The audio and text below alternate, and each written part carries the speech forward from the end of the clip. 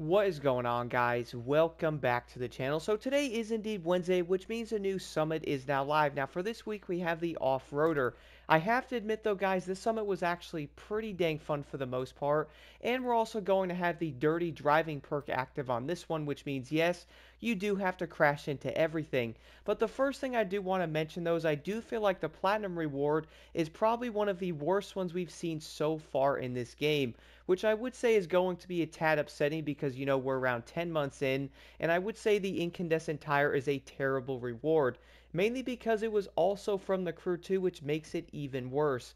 Do let me know what you guys think about that in the comments below. The last thing I did want to mention though before jumping into the summit is I will be going over every single challenge of the new off-roading playlist, so do stay tuned for that video, most likely dropping on Thursday. But as I did mention before though, this summit is going to have the dirty driving perk active. Basically get more points the more stuff you actually hit, getting all the way up to around 40,000 points. Now the funny thing about this though is at first glance you might look at some of this and go, okay, this is actually going to be fairly difficult. Funny thing is though, guys, it actually is fairly simple. The best way I found to do this in every single event here for all 6 of them is aim for the fences. That is easily the best way to do it. Some of the events are probably going to be a tad easier than others, like using a monster truck and hitting basically everything is going to be a lot easier than using a motocross bike, to where hitting a fence with that might be a tad more difficult, but is still easily going to be the most effective way. For this, guys, I would actually aim to do this in every single event basically early on in it, unless you actually do one of the events like the one here at the 450 EXC Nighthawk edition.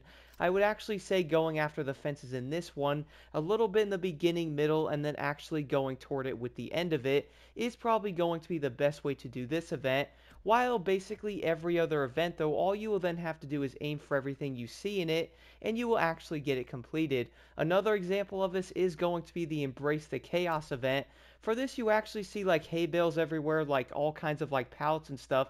Hit everything you actually see in this one, and you will easily get the 40,000 points on it. And I also do admit though, the Lancia Delta S4 is actually going to be a pretty dang good car. I like this thing. You also actually have to drive this car in the vehicle loaned event here, and I would actually say for being a main PvP build, it's also pretty dang good. Now besides that though, we're also going to have the monster truck events, as I did mention, and both of these events though are going to be the easiest ones in the entire summit. Funny thing is though, you are driving a monster truck, so do not worry about slowing down in water or hitting stuff. I did notice though, like the rock balls and stuff like that, do not hit those in any of the events.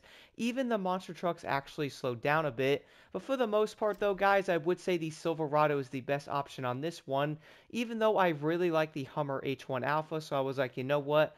Let's run that one on both of the events, and it did pretty dang well. Besides that though, we're also going to have a Speedtrap, we're then going to have an Escape, and then finally a Slalom. The Slalom is going to be incredibly easy. Basically pick a vehicle of your choice, and you will get around 129,000 points. Now I am going to be the oddball though, I did actually use a rallycross vehicle, and I was only around 1,200 points from the maxed out score, which I would say is pretty dang decent compared to an Alpha GP car. Even though you're not going to be breaking records with a rallycross car, at least you can still easily compete in the skill and get around the maxed out points using it. And then for the next skill though, we're going to have an Escape, and for this one you probably guessed it, yes, you have to use a hypercar. Shocking. Probably not, but luckily this one is going to be fairly simple. Once you actually start off, drive around the objective, turn around in the field, come back, and then basically go straight towards the highway. And then from there though, all you will then have to do is follow that highway as fast as you possibly can. And the one here though, I would say aim for around 4,500 to 5,000 yards. That way you're most likely going to get well over 150,000 points. And then for the final skill though, we're going to have a speed trap. But for this one though, you actually don't want to use a car. Sounds odd? Probably because it most likely is. You're actually going to want to jump into the Pilatus PC-21. For this, I actually spawned in, turn around, then spawned into the plane. Basically fly to like the end of the circle, then go back to it. For some odd reason, this plane is going to be oddly faster than the other ones, which I really don't understand that much. But then again, though, it's going to be Motorfest, so don't honestly try to understand it. Luckily though, if you do around 250 miles an hour, 157,000 points is going to be incredibly easy. Overall though, I do feel like this summit was decently fun, but Wasn't the biggest fan of the dirty driving perk, only because it basically wants you to crash in or like hit every single fence, and that way if you don't actually hit them and you might actually be quick, you're not going to get as many points because you're not crashing. Makes sense? Probably not. But if you guys do have any questions though, let me know in the comments below. Here's the summit.